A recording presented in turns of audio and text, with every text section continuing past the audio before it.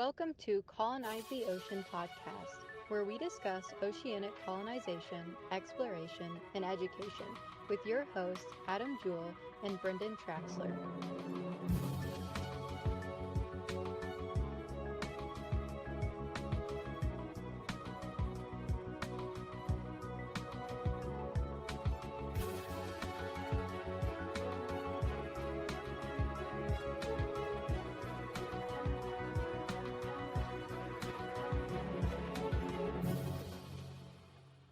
All right, guys, welcome to another episode of the Colonize the Ocean podcast.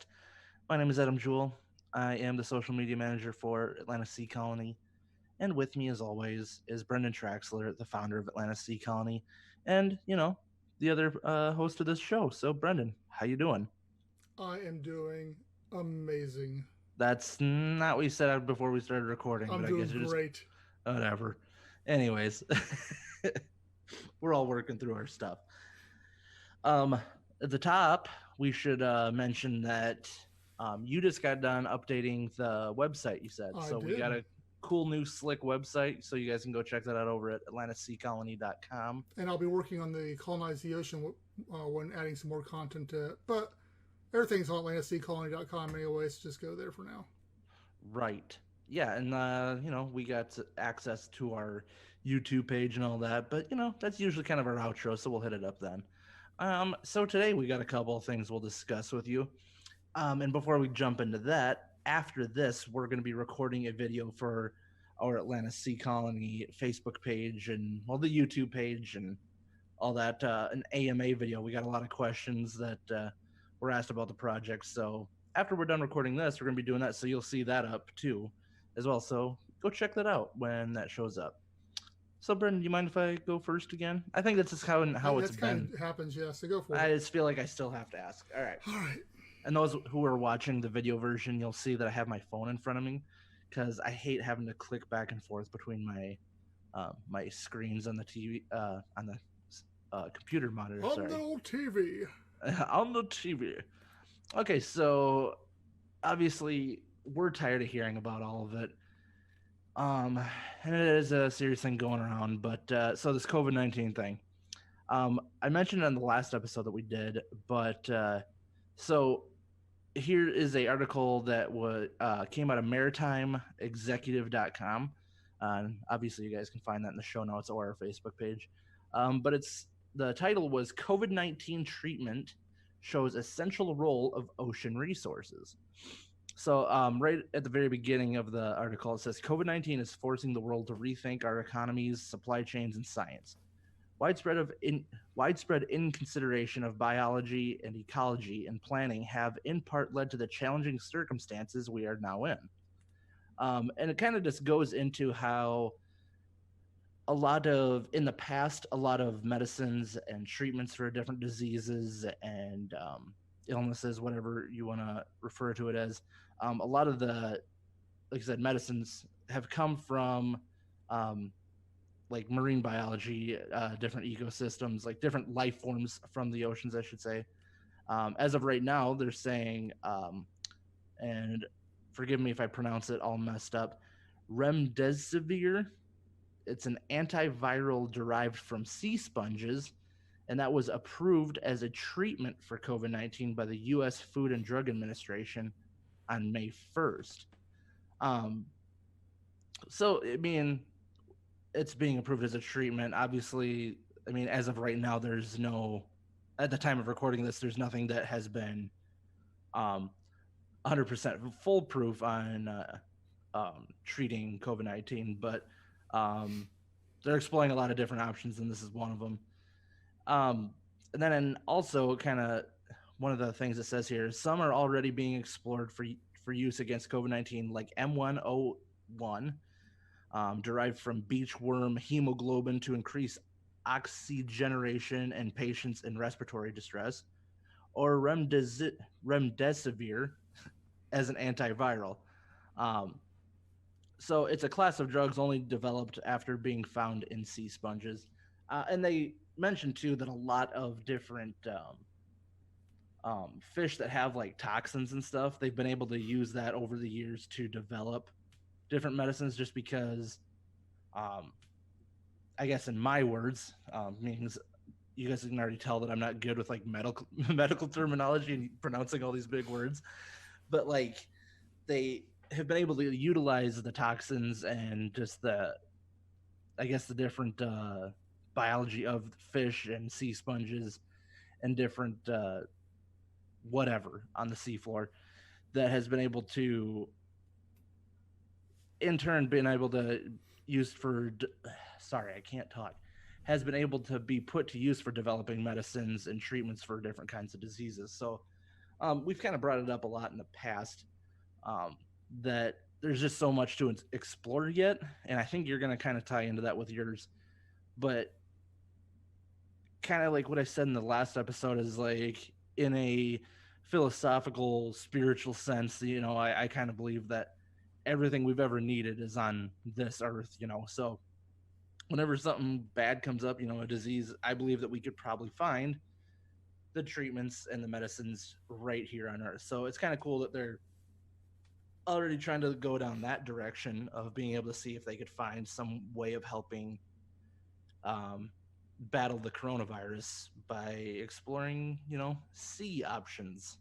Yeah, it's not just coronavirus. And I don't know if it was that article or was another one I read this week too, talking just about, once again, alluding to sea sponges and just how much they're getting from sea sponges, all these different, not cures, but treatments and stuff along those lines. And it goes back to something, I don't know if it's last podcast or the one before that, but talking about just there's so much unexplored down there that we don't know what we're going to find, what cures are still down there, what treatments,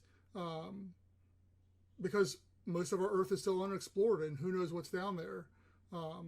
So yeah, it's, obviously it's a very topical thing to be talking about with the coronavirus, but I think it's a bigger situation when you're dealing with who knows what we might find down there as we explore and we start experimenting and what more, even just a sea sponge, this one of the billions of life forms that we're getting from it. So yeah, it's pretty cool. Yeah, I'm excited to see, like I said, this is pretty new. They said as of May 1st that they approved that as a treatment. So I'd like to see how that develops. And I mean, even if it's not the cure or the treatment, the end all for this, I mean, just the fact that we're exploring it at all, they're going to be able to find some uses for it regardless. So if a different disease shows up or different sicknesses, illnesses, whatever, this might be able to help with that. So it kind of just goes to show that we need to be putting more resources towards exploration and research of the biodiversity of the ocean and unexplored seas, just to see if there's something even for health benefits that's down there. Yeah, definitely. So yeah, go ahead.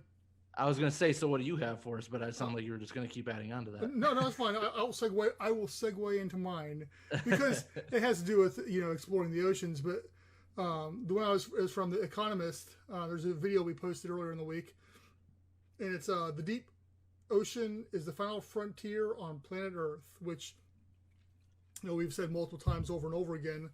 And this video goes to talk about how at the time of the video, only 3 people had ever reached the deepest part of the ocean, which means that more people have been to Earth, to the moon, than have been to the deepest part of the ocean. So right there, it starts, showing the difference of priorities once again, but not only that, of what we don't know. And, when people are talking about space, they're also talking about the reason they want to go to space or whatever is like because the unknown, and there's so much out there. We've got the ocean right here where only 3 people have been to the deepest point. So you can't tell me there isn't an unknown known, and tons for us to still learn down there, which goes back to different treatments, different, looking at medical side of the thing, also the geological side of the thing for science. And there's so much we don't know. 5% of our Earth's oceans have been explored, and 70% of the Earth is covered by oceans. So a very small percent of what we have known and lived on for so long has been explored, and we know so little about. We haven't even mapped the ocean floors fully. So yeah, it's about a 13-minute long video, so it's a little bit longer than last week's. but still a quick, good watch for if you're interested in that aspect. And obviously it's got some really cool video images and stuff like that too. Yeah, and we kind of posted a few different videos this week that. Yeah, we did. I was gonna say there's several I picked from because we had a bunch that was dealt with this aspect alone, I think. Yeah, and one of them that comes to mind, and it's kind of, I mean, more so funny. I don't want to say funny, but we posted a video from that show, Ancient Aliens, where, I mean, it's an entertaining show and it's like a very interesting watch, but some of the stuff they say can kind of seem kind of out there. But some of it, yeah. But I mean, me and you have always talked about, UFOs and aliens and stuff. And, I like the show. Yeah, it's entertaining, but like I said, sometimes it gets to be out there. But that kind of ties in with what you're talking about, because one of the things that video was talking about is like there's so much unexplored ocean floor that it's like maybe there is aliens living in the ocean or whatever it is, or maybe there's ancient civilizations or whatever it is that's down there, which, if we only know about 5% of it, we can't for sure say that there's not. Which is now, granted, which is another video you posted too about finding Atlantis, which I think was the same thing. If Atlantis existed as told by Plato, and it is out there, it's on the bottom of the ocean floors, most likely. There's recent stuff that's coming to say maybe in Africa, but that's another story for another time. But yeah, still. Well, and that's the thing. That's the cool thing about any of it is it's like, I'm a person that loves mystery regardless of, like, I guess, category. I like the mystery of what space could bring. I love the, mystery of unexplored oceans. Just mystery in general, like trying to learn about stuff that we haven't figured out yet. Because, I mean, we have like literally the world of information at the, tip of our fingers, with smartphones and stuff. But yet there's still so much that right here on our own planet we haven't figured out yet. And most of it is in the ocean, and it's just like there could be some crazy stuff that we have not figured out yet, and it's like I guess I can't put any of that more into words. It's just that's like, if we're looking for adventure, if we're looking for mystery, if we're looking to solve mysteries, why not start there? Because not only could we solve things and find some really cool things and creepy things and just odd things, we might be able to find the cure for cancer. We might be able to find the cure for any disease. We could find so many different utilities and maybe different types of materials and resources to build. And I don't know, we don't know unless we figure it out. I mean, maybe there's 95% of the ocean is nothing, but we don't know that. And I highly doubt that's the case. But yeah, it's just, I'm always intrigued by watching these videos and reading these things about, they find like a brand new, like, squid that only lives at a certain depth in the ocean that nobody's ever really seen for the longest time or ever, because it's only at a certain depth and only in a certain part of the ocean. And it's like, what else could we find down there? And it's, I don't know, I could go on and on about saying what if, but that's up to people that have the ambition and curiosity and, sadly, money to figure it all out. Yeah. And I don't know if we talked about it yet or not, but one of the articles posted a few weeks ago was talking about, I can't remember who it was. I think we did talk about it actually. It was that they were now offering, you could pay for a trip to go down. Yep. Yeah. And same thing. Once finding different ways of funding exploration because, either the government's not doing it or, once again, it's just people aren't that interested in it for one reason or the other to fund it. So, which is sad, but it is what it is. But I know one thing we will not find under there. What's that? A girlfriend for me. I mean, you never know. That's true. There could be a lost civilization. Think about in the Avengers and the Black Panther, that one city that like nobody really knows about, and that's kind of like off the map. What if there's one of those? Oh yeah. And it just doesn't connect to Tinder. Anyway. Oh God. So anyways, if there's any single ladies out there. No, I'm good. Please write to us. No. So yeah. That's a fun way to end it. Yeah. Like we said last episode, and I apologize for the people that are watching this. I have a laptop, and every time I touch my surface, yeah, I'm really sorry about that. I'm gonna work on getting that fixed. I need to just get a tripod or something. Also, so last week we talked about Patreon. So if you guys have the opportunity, go to www.patreon.com/Atlanta Sea Colony. If you guys have the ability to, donate $1 a month or $5 a month, whatever we have our tiers set at. I believe those are the two that we have ours set at right now. Any little bit helps. Like I said, that goes to the podcast, that goes to the research and development and building and construction of the Atlanta Sea Colony project as well. So yeah, if you do have that opportunity, please go check out that Patreon. Otherwise, you can find us at all of our social medias. That's Facebook, LinkedIn, Instagram, Twitter, LBRY. We're on Reddit. We are on YouTube, all that stuff. Just look up Atlanta Sea Colony. You will find us on there. So please go there, follow us. And I made it super simple on the new AtlantaSeaColony.com, all along the top, all there.